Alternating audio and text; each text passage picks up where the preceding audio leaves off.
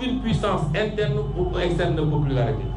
Le peuple a pris sa responsabilité et a compris les enjeux. Conduisons cette révolution à son terme, c'est-à-dire au plus tard 2024. C'est un peu plus de 2 ans et demi. Conduisons cette révolution à son terme intelligemment. Cela ne veut pas dire pour autant que nous allons refaire tomber la ferveur et que Macky Sall aura un blanc-seing. Nous devons encadrer cela. Et c'est en cela que nous pensons que nous devons aujourd'hui imposer un agenda à Macky Sall parce que le rapport de force nous le permet. Ce n'est pas à Macky Sall désormais de dicter quoi que ce soit dans ce pays. La première chose qu'on doit lui imposer, c'est la réparation pour les familles des victimes. Tous ceux qui ont été assassinés, l'État du Sénégal doit procéder à une réparation, en tout cas forcément pécuniaire, pour au moins adoucir ou améliorer. De la même manière, nous exigeons l'ouverture d'une enquête indépendante pour situer les responsabilités, identifier les auteurs et les traduire en justice. D'ores et déjà, une plainte sera déposée auprès de la Cour pénale internationale parce qu'il s'agit de crimes contre l'humanité et ça s'est passé sous le régime de Macky Sall. Nous devons également exiger la libération immédiate et inconditionnelle des prisonniers politiques de Macky Sall. Il y en a plus d'une centaine emprisonnés un peu partout dans le pays, dont la plupart ont été kidnappés pendant qu'ils vaquaient à leurs occupations, avec des méthodes que j'ai qualifiées de fascistes et qu'on n'a jamais vues en tout cas.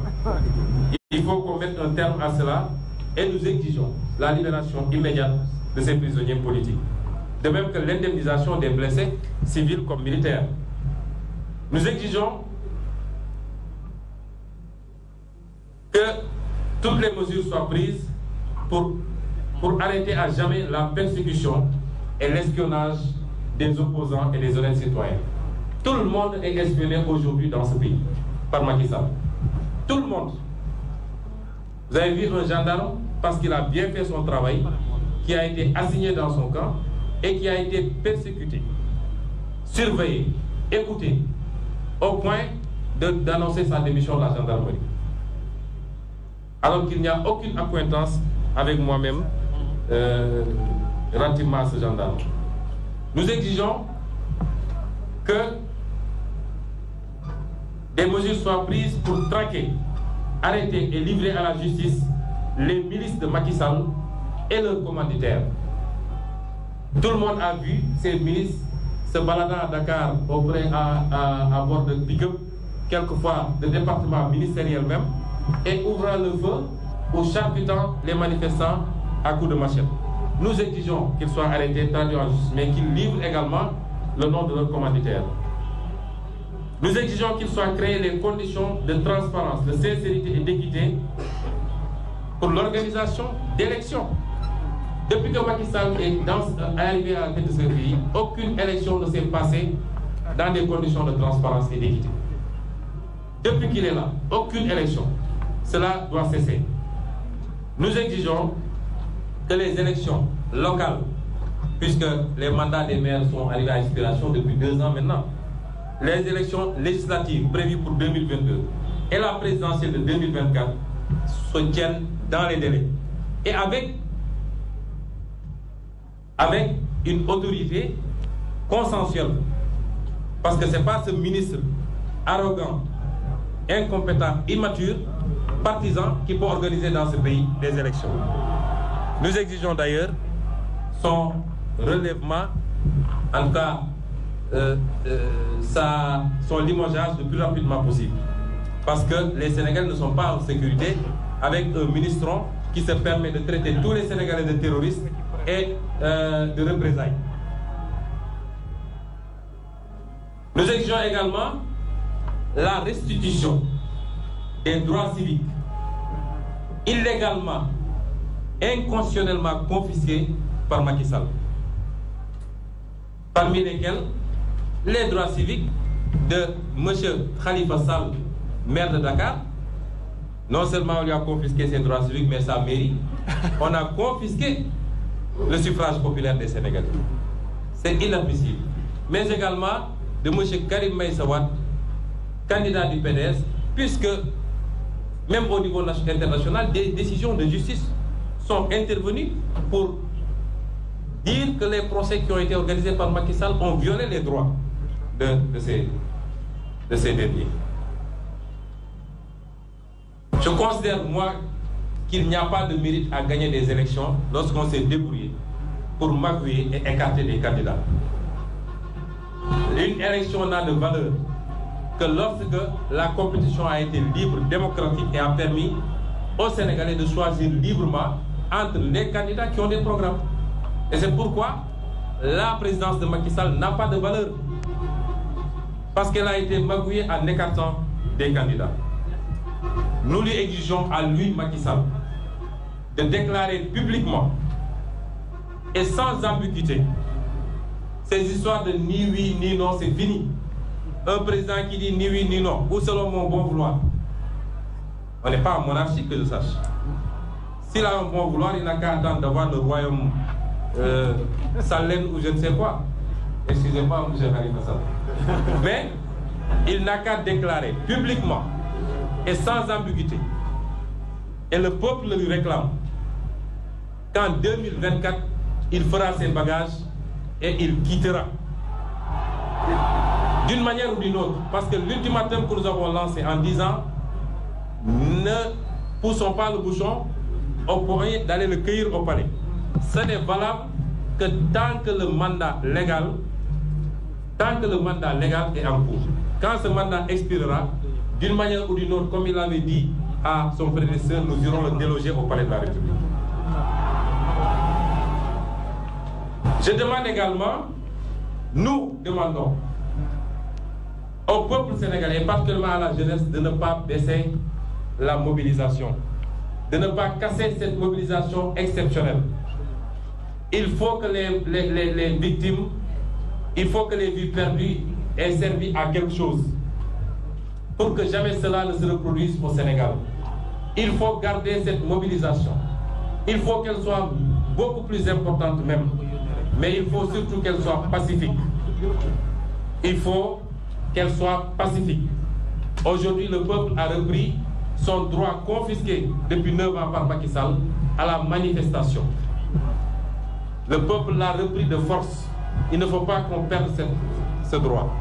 Nous vous proposerons, après concertation, peut-être 2 fois par semaine, que le peuple, partout dans le pays, pas seulement à Dakar, sorte massivement et pacifiquement pour aller rejoindre une place avec des drapeaux nationaux et exiger que ces points de revendication soient rapidement satisfaits par Macky Sall et son groupe.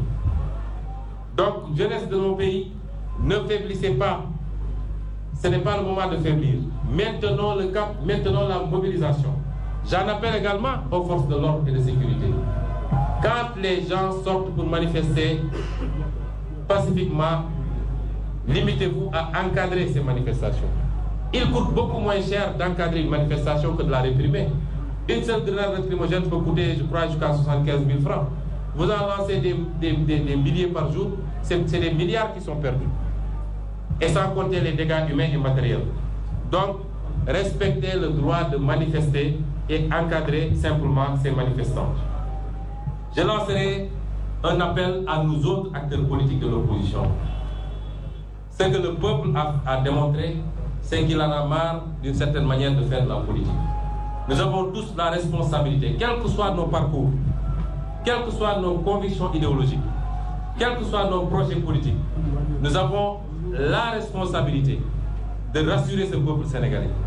Nous avons la responsabilité d'être à la hauteur de ce peuple, parce que ce peuple est plus digne pour le moment que la classe politique qu'il a devant lui. Nous avons cette responsabilité de rendre à la politique ses règles de noblesse. Mettre fin à la corruption, mettre fin à la prévarication, mettre fin au bradage des ressources naturelles, mettre fin à l'instrumentalisation de l'appareil d'État pour brimer les opposants ou brimer simplement les populations. Mettre fin à la boulimie foncière, mettre fin à tout ce qui est dénoncé aujourd'hui en termes de népotisme. Nous devons tous solennellement en prendre l'engagement, parce que ce peuple mérite mieux, et nous devons tous faire pour lui donner mieux. Je terminerai simplement par lancer un appel solennel à la Casamance. Je le fais depuis quelque temps avec insistance, parce que jamais le moment n'a été aussi opportun d'en finir avec cette crise qui a coûté trop au Sénégal et à l'Afrique, en termes de vies humaines, en termes économiques, en termes de stabilité sociale. Il faut qu'on en finisse, et ce n'est pas avec des bombardements, ce n'est pas avec la force, parce qu'on ne règle jamais une crise comme cela. J'en appelle à mes parents. Je leur dis cette mobilisation exceptionnelle de tous les Sénégalais, de tous les bords, sans distinction de région, de race, d'ethnie, sans distinction d'âge. Cette mobilisation exceptionnelle a fait tomber les stéréotypes, a fait tomber certaines croyances. Les Sénégalais, debout comme un seul homme, ont émis un message au monde entier. Nous sommes tous un seul et un peuple, sans distinction. Quelles que soient les frustrations qui ont pu être à la base de votre décision de prendre les armes, quels que soient les clichés de mépris, de manque de respect ou de considération, aujourd'hui, le Sénégal tout entier vous a démontré, en se battant, non pas pour un fils de la Casamance, mais pour un Sénégalais, même originaire de la Casamance, en donnant leur vie pour un Sénégalais originaire de la Casamance, que la Casamance est une part entière, totale du Sénégal. Donc, l'appel que je lance, c'est de déposer les armes, sans condition. De le faire dans les 6 mois à venir. Que tout détenteur d'armes le dépose auprès de l'armée nationale. Et qu'ensemble, avec cette vaillante armée nationale, vous procédiez à identifier les lieux d'emplacement des mines antipersonnelles qui continuent à faire des ravages auprès des populations innocentes, pour que le déminage soit fait et que la Casamance redevienne ce qu'elle n'aurait jamais dû cesser d'être, c'est-à-dire ce grenier du Sénégal, mais ce grenier de l'Afrique. Je vous remercie. J'en profite pour remercier la presse sénégalaise dans son ensemble qui a su se hisser à la hauteur de cet événement et traiter l'information de manière équitable. Présenter, même si je n'ai pas pu le faire en ce moment, ma compassion et ma solidarité au groupe de mon frère et ami Bougane Gueye Dany, ici présent, qui a été arbitrairement attaqué.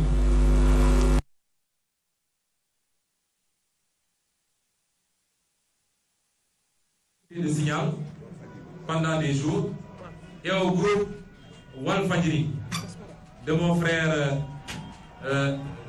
Cheikh Tidiane Niass, qui ont vécu ou subi la vindicte d'un régime aux abois, et ça a dû peut-être coûter ce que ça a coûté, mais le combat démocratique le vaut. En tout cas, Bougane, merci beaucoup, à mon nom et au nom de tous ceux qui se battent pour la démocratie dans ce pays. Je ne terminerai pas sans faire un plaidoyer ou une mention spéciale pour la diaspora sénégalaise. Je l'ai toujours dit, c'est la diaspora sénégalaise qui va bâtir ce pays. Nous tous avec. Depuis que je suis en politique, j'ai eu à sillonner quelques pays de la diaspora. Et j'y ai trouvé les plus grands patriotes du monde, les plus grands patriotes du Sénégal. Ils sont certes loin d'ici, mais ils sont scotchés sur l'actualité nationale. Très engagés pour une rupture définitive. Pour que ce qu'ils vivent là où ils sont, nous puissions avoir mieux dans ce pays qu'est le Sénégal. Je vous remercie au nom de tous les patriotes de ce pays, au nom de tous ceux qui se battent pour la démocratie. Je vous remercie au nom de la jeunesse sénégalaise. Merci à la diaspora. Merci à la presse nationale comme internationale. Je m'excuse s'il y a eu des ratés, mais vous comprendrez que c'est la fatigue. Et nous, je crois qu'avec tout le front, vous aurez les développements ultérieurement sur le plan d'action et sur les exigences améliorées, parce que désormais, le peuple a décidé de prendre ses responsabilités. Je vous remercie.